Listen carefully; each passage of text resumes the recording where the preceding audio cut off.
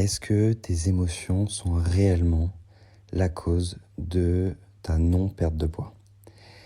Si aujourd'hui, tu as l'impression d'avoir déjà tout essayé pour te libérer de ces kilos en trop, que tu as déjà fait des régimes, que ça a marché un temps, mais que à chaque fois, tu t'es retrouvé à reprendre tout le poids perdu, qu'aujourd'hui, tu as cette sensation de frustration, de culpabilité qui te suit, qui te ronge au quotidien, qui fait qu'en fait, juste, t'as plus envie, en fait. Tu as perdu la motivation, la détermination d'y arriver. Et en même temps, c'est une situation qui est tellement inconfortable pour toi que tu te dis, faut que ça change, faut que ça bouge. Si c'est ton cas, si c'est ta situation, alors écoute bien ce podcast parce que je pense qu'il peut faire une vraie différence, pas seulement dans ta journée, mais aussi dans ta vie, puisque je vais essayer de t'amener à comprendre pourquoi tes émotions sont la cause probable de ta non-perte de poids. Et en réalité, il n'y a pas une, mais plutôt 3 raisons, et je vais te partager dans ce podcast les 3 raisons qui font que ta perte de poids est bloquée aujourd'hui et que tes émotions sont probablement la source du problème. La première question que je te pose, c'est tout simplement comment tu te sens en fait? Comment tu te sens dans ta vie actuellement? C'est quoi les émotions que tu ressens au quotidien? Est-ce que tu as l'impression d'être épanouie, heureuse, bien dans ta tête? Est-ce que tu as l'impression que tout est fluide pour toi en ce moment?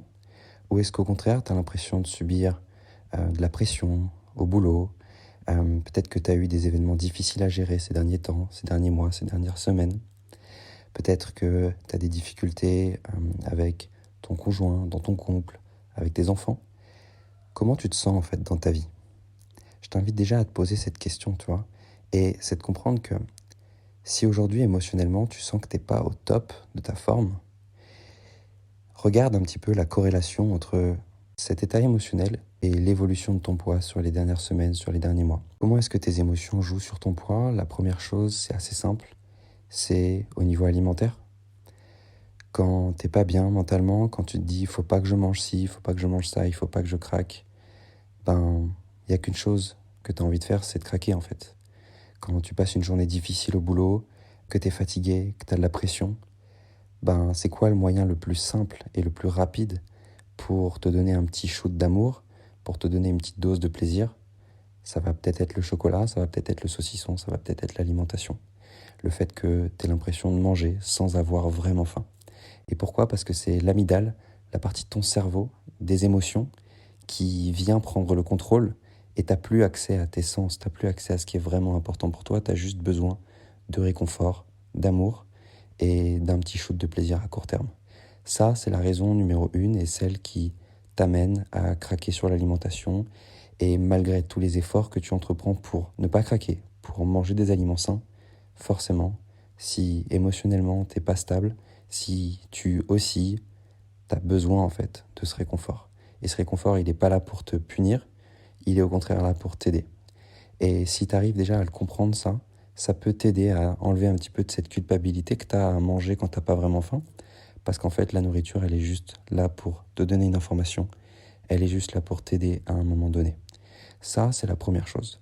Peut-être que tu vis ces symptômes-là de craquage alimentaire, mais peut-être aussi que tu as l'impression de prendre les bonnes actions, de manger correctement, de bouger un petit peu, en tout cas d'essayer de faire des efforts, mais que soit tu te stabilises, soit tu prends du poids, soit la perte de poids n'est pas assez rapide pour toi.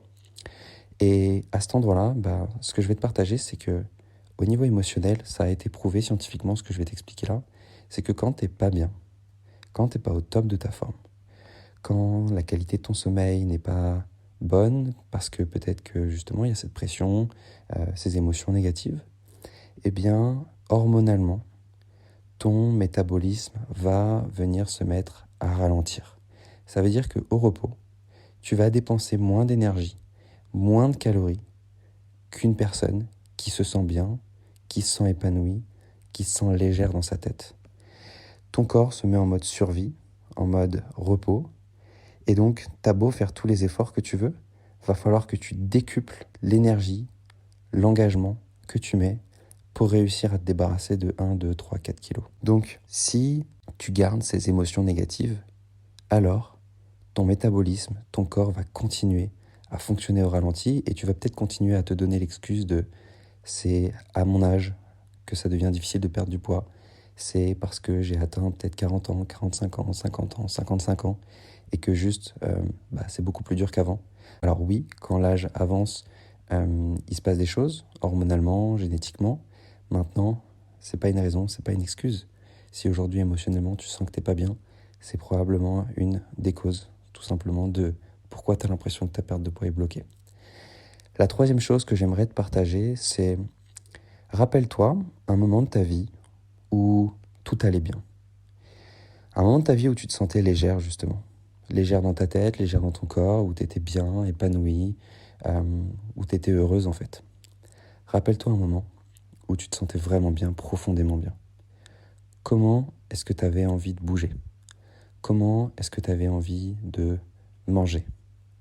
C'est probable que dans cette période-là de ta vie, tu bougeais plus, tu faisais plus de sport, tu étais plus dynamique, tu étais plus rayonnante, tu mangeais peut-être des aliments de meilleure qualité, ou en tout cas tu ne te prenais pas la tête avec ce que tu mangeais, avec comment tu bougeais. Et ça, c'est la différence avec comment tu étais peut-être avant et la manière dont tu agis aujourd'hui. C'est qu'aujourd'hui, si émotionnellement t'es pas bien, si tu as des charges émotionnelles que tu n'as pas encore libérées, forcément, tu as moins cette envie, tu as moins ce désir de bouger, d'être dynamique. Quand tu rentres du boulot, t'es fatigué, t'as peut-être plus envie d'aller marcher, t'as peut-être plus envie de sortir. T'as juste envie de te poser sur ton canapé, peut-être d'allumer la télé, de te reposer en fait. Et encore une fois, il n'y a pas de mal à ça, c'est normal. Mais ce que je veux te dire, c'est que quand t'as ces charges émotionnelles, quand émotionnellement t'es pas dans un bon mood et que t'arrives pas à t'en libérer, tu vas moins bouger. Tu vas avoir moins envie de manger des choses qui te font du bien et tu vas rechercher du plaisir à court terme.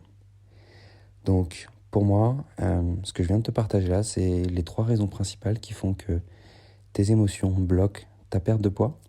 Et tant que tu ne te seras pas libéré de ça, tu peux mettre en place toutes les actions que tu veux. Tu peux faire des régimes, tu peux décider de t'inscrire à un cours de sport, un cours de pilates, un cours de natation. Ça va marcher peut-être pendant un temps, ça va peut-être te donner un petit coup de boost et c'est bien, c'est une bonne chose, au moins tu te mets en mouvement. Mais c'est pour moi plus des pansements. Dans le sens où si tu veux vraiment avoir des résultats long terme, il va falloir que tu agisses à la source du problème, la vraie cause du problème. Et pour ça, c'est exactement ce que nous faisons au sein de l'accompagnement, au sein de Active Mentoring. Nous aidons nos élèves à se réconcilier avec leurs émotions pour perdre du poids de manière durable.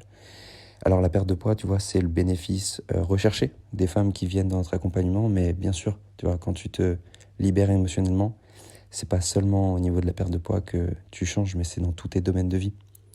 Forcément, quand tu retrouves cet épanouissement, quand tu retrouves cette version de toi-même qui est rayonnante, qui est souriante, qui profite de la vie, oui, tu perds du poids, mais surtout, tu te remets à vivre en fait.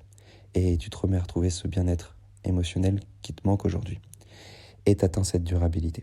Donc, si tu as envie d'en savoir plus pour être aidé au travers nos accompagnements, savoir un petit peu comment on fonctionne et surtout savoir est-ce que nous sommes les bonnes personnes pour t'aider, alors je t'invite à réserver ton entretien téléphonique avec un coach de l'équipe pour qu'on puisse justement faire le point, faire un bilan avec toi et surtout avec beaucoup de bienveillance, t'aider à mettre en place des actions dans ta vie.